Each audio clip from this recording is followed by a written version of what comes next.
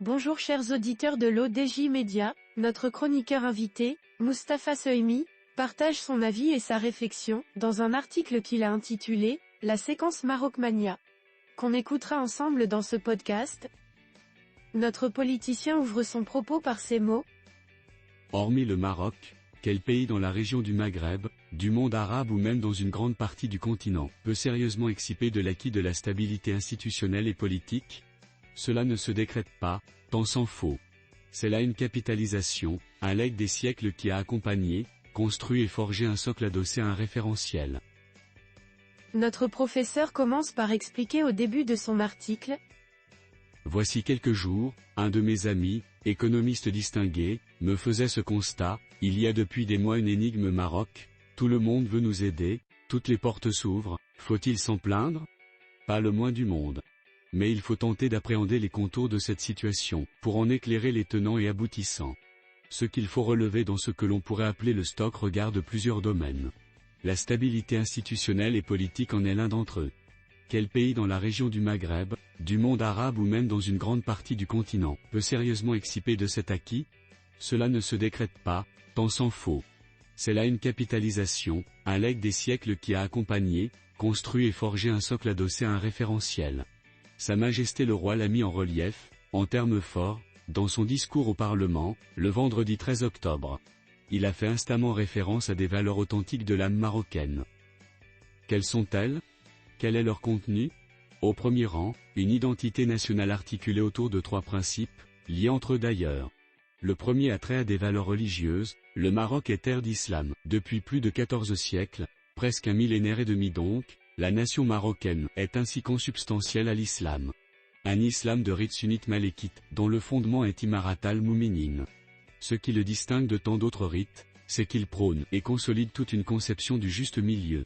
Voilà qui, du fait de sa modération, de sa tolérance et de son ouverture, tranche avec tant d'autres doctrines sectaires et dogmatiques. Il repose sur le primat du dialogue des cultures et des civilisations ainsi que sur la coexistence pacifique des religions. C'est le Maroc qui porte haut cette philosophie. Le royaume est le seul pays arabe et musulman à avoir reçu de pape, Jean-Paul II en août 1985, sous le précédent règne, et François en mars 2019. Qui dit mieux? Il faut ajouter que dans le préambule de la Constitution de 2011, il est souligné que l'unité nationale, forgée par la convergence de ses composantes arabo-islamiques, amazighes et saharo-hassani, s'est nourrie et enrichie de ses affluents africains, andalous, hébraïques et méditerranéens. La religion musulmane est prééminente dans le référentiel national, mais elle se conjugue également avec des valeurs d'ouverture. À n'en pas douter, n'est-ce pas là un modèle marocain bien spécifique? Il se traduit par la réussite d'un vivre ensemble, non pas subi ni contraint, mais dont la marque est l'adhésion. Le souverain a précisé dans cette même ligne que les Marocains, musulmans et juifs, cultivent l'entente cordiale et le respect envers les autres religions et cultures. Une précision qui prend tout son relief et son sens dans le contexte de violence et de guerre, qui prévaut depuis une dizaine de jours au Proche-Orient. Notre chroniqueur poursuit son article ainsi. Le deuxième principe regarde, lui, ce qui forme et constitue le socle de la nation, qui a une clé de voûte, à savoir la monarchie. Là encore, sur cette institution, qui a un historique structurant dans les longues séquences des siècles, pèse un cahier de charges fondé sur la mission et la responsabilité du califat, la défense de la foi, la protection des croyants. À ce titre, elle doit unifier, rassembler aussi, et ce, par-delà les différenciations socioculturelles, géographiques et économiques. Elle est un bien commun, un patrimoine. Elle témoigne d'un contrat, d'un pacte même, entre le trône et le peuple, sur la base d'une étroite symbiose. Le patriotisme en est l'expression la plus affichée. Il en est même le corollaire. La société marocaine est composite, on le sait. Elle est plurielle, mais l'unanimité nationale transcende tout cela. L'épopée de la Marche verte en novembre 1975 en a été l'illustration historique voici près d'un demi-siècle. La mobilisation autour de l'intégrité territoriale n'a jamais baissé, bien au contraire. Elle garde toujours sa ferveur, parce que la communauté nationale mesure que c'est le destin du pays qui est en cause. Monsieur Mustapha Sohimi enrichit son article par la manière suivante. Enfin, un dernier principe n'est pas le moins important, celui des valeurs de solidarité et de cohésion nationale. Le souverain a fait ici référence à un remarquable esprit de corps. Cela se décline autour de chantiers et de réformes impliquant un développement durable, tout en tant social que territorial. Social parce qu'il s'agit d'édifier un État social, sur la base d'une politique de justice sociale, d'une réévaluation du partage des fruits de la croissance, et de politiques publiques inclusives. Question de dignité et d'éligibilité aux droits fondamentaux.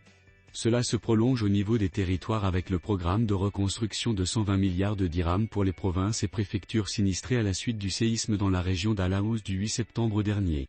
Assurément, cette catastrophe a imposé une réarticulation et une repriorisation des axes stratégiques retenus dans le nouveau modèle de développement adopté à la fin mai 2021. L'entraide et la solidarité, elles ont été exceptionnelles.